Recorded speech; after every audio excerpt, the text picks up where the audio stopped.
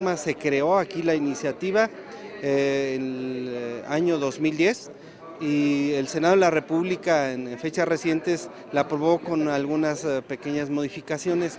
El día de hoy fue aprobada por casi unanimidad, más de 400 votos, esta reforma constitucional al artículo 4 y 27 de la Constitución. El origen del impulso de esta iniciativa está en la propuesta del Frente Parlamentario Sin Hambre que promueve la ONU y la FAO. En Sudamérica ha sido exitoso el ejemplo de cómo se puede promover masivamente la producción de alimentos y ganado en forma doméstica, familiar y escolar. Brasil es el referente en América del éxito del tema de la soberanía alimentaria.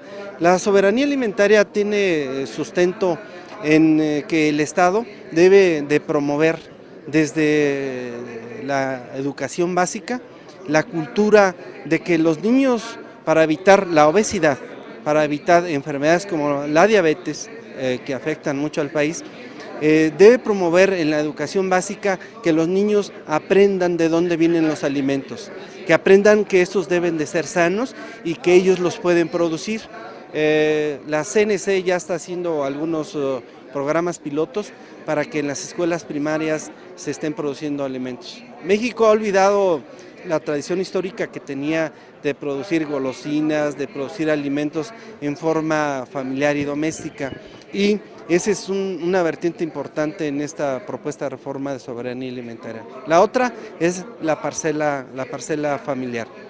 Nosotros consideramos dentro de la fracción del PRI que si se promueve que en todas las casas haya huertos, en donde haya verduras, donde haya frutos, donde se esté produciendo alimentos en forma doméstica en las zonas urbanas, pero sobre todo en las zonas rurales, se va a abatir en forma importante en el país el problema de la alimentación. Pero el factor más importante que afecta al país es la comercialización. Tenemos ahí dos vertientes, el relativo al intermediarismo en los productos del campo. En México el intermediario se lleva la mayoría de las ganancias de la producción del campo. En otros países el Estado ha intervenido, ha favorecido los canales de distribución y venta de los productos del campo y ha inclusive comprado parte de la producción de las parcelas familiares, y eso tiene otros factores interesantes como el hecho de que los campesinos no se radican de sus tierras natales porque el Estado les compra el 30 o el 40% de su producción y ya tienen recursos de forma importante. Entonces, en México el PRI va a promover ahora la reforma de las leyes secundarias para que México alcance primero la autosuficiencia alimentaria. Hemos visto y diferimos con el Ejecutivo Federal cuando ha aprobado el Tratado de Libre Comercio con Perú y pretende el Tratado de Libre Comercio con Brasil. La CNC se ha manifestado en contra de la firma de estos tratados internacionales porque, acorde con esta reforma que ya se aprobó en la Cámara Baja y ahora circulará a las entidades federativas, primero debemos de asegurar el abastecimiento de alimentos básicos en el país.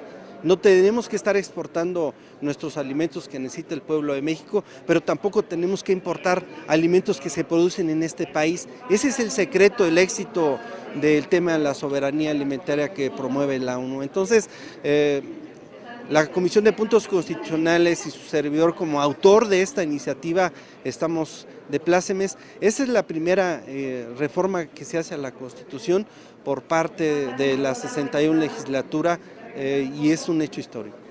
Diputado, cuando hablamos de soberanía alimentaria, lo que nos remite es que dependemos de alguna manera de otras economías, de economías extranjeras, para poder tener el sustento alimentario. ¿Cómo vamos a poder permear con esta situación cuando vemos que el gobierno federal, por ejemplo, importa cantidades de toneladas de azúcar, cuando nosotros tenemos pues una producción de cañeros importante, cuando importa café, cuando importa muchísimas cosas que en México se pueden y además se producen? ¿Cómo se va a revertir esa situación? Sí, el Ejecutivo Federal tiene facultades acotadas en la ley. El Ejecutivo Federal, en lo sucesivo, de acuerdo con el impulso que le vamos a dar ahora a esta reforma constitucional con la reforma a las leyes secundarias, tendrá que cumplir lo que dice la ley. Es decir, vamos a acotar las facultades del Ejecutivo Federal para abrirle la puerta del país a los productos extranjeros. Como usted dice, estamos consumiendo leche de Australia, el frijol llega del Perú, el chile llega de China. Entonces, son grandes temas que se venían arrastrando hace ya más de 15, 20 años. La propia Cámara de Diputados tiene un centro de investigación, el CEDERSA, que habla sobre la soberanía alimentaria, pero México era la vergüenza latinoamericana porque la mayoría de los países han adoptado en su Carta Magna, en sus leyes secundarias, la política que promueve la ONU en materia de soberanía alimentaria. Diputado, ahora el impacto económico y el impacto social en cuanto a lo que mencionaba al principio, la alimentación, la nutrición y por supuesto una niñez más sana, ¿cuál va a ser este impacto en un futuro? Partiendo de la lógica que promueve la soberanía alimentaria de que si hay agua y tierra, nadie debe de tener hambre, si lo trasladamos a nuestro país, vamos a ver que sí es un problema complejo. ¿Por qué?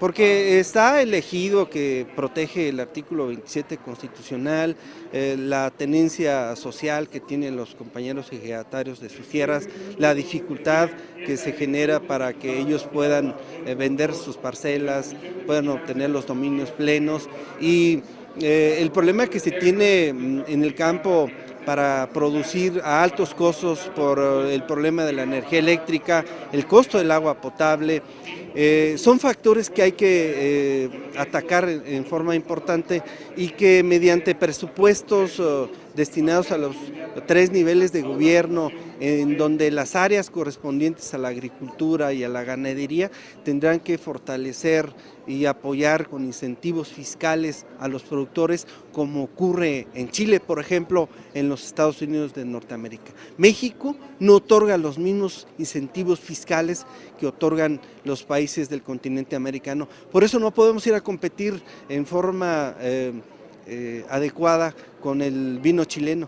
Por eso no podemos competir con los granos y los productos que nos llegan a los Estados Unidos de Norteamérica. Entonces, otro factor importante es el que usted menciona, el factor económico. ¿Y en dónde está el secreto? En el presupuesto. Y tendremos que prever en la aprobación de los presupuestos incentivos fiscales para los productores para que compitan con el exterior en condiciones de igualdad. Muchísimas gracias.